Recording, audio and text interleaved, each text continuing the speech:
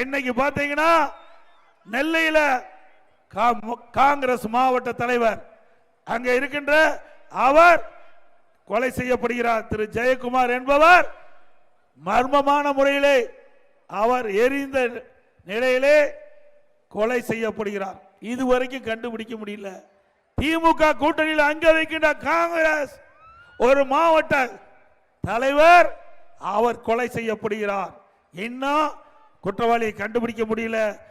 அதே போல சென்னையில் ஆம்ஸ்டாங் அந்த கட்சி பகுஜன் சமாஜ் கட்சி அதனுடைய மாநில தலைவர் பட்டம் பகல்ல பல ரவுடிகள் ஆட்கள் நடமாட்டம் அதிகமாக உள்ள பகுதியில் இன்றைக்கு ஆட்ட வெற்ற மாதிரி வெட்டி சாதிக்கின்ற காட்சி தொலைக்காட்சியில் பார்த்துட்டு போகும்.